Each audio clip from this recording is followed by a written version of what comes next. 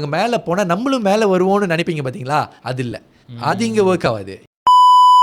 Main matter என்னென்னா, இந்த இண்டஸ்ட்ரிக்கு வர்றவங்களே it's all about them self தான். ஓகே, இப்போ நானே வச்சுக்கோமே, நான் இந்த இண்டஸ்ட்ரிக்குள்ளே வந்தது it's all about my self.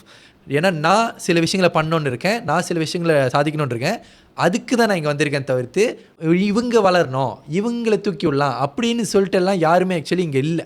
இருக்காங்க இல்லை நான் சொல்ல. ஏன் தெரியுமா? ஏன்னா என் ஃப்ரெண்ட்ஸுங்க இருக்காங்களே. Okay okay okay. அதே சமயத்தில் எல்லாத்தையும் அந்த மிச்சம் 90% நான் தூக்கி விடணும், இவங்க மேலே போனால் நம்மளும் மேலே வருவோம்னு நினைப்பீங்க பார்த்தீங்களா, அது இல்லை, அது இங்கே ஒர்க் ஆகாது. இங்கே வந்து நீங்கள் தான் மேலே வரணும். நீங்கள் மேலே வர்றதுக்கான அடித்தள பேஸ்மெண்ட் போட்டு நீங்கள் அந்த எஃபர்ட்டை போட்டு மேலே வந்தால் மட்டும்தான் நீங்கள் வந்து இவங்களை தூக்கி விடலான்னு நினைக்கிறீங்க பார்த்தீங்களா, அது நடக்கும்.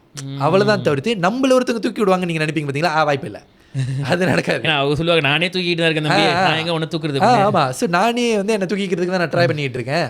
ஸோ ஒன்றை தூக்கணுன்னா முடியாது அப்படின்னு. ஆனால் மேலே போனவங்க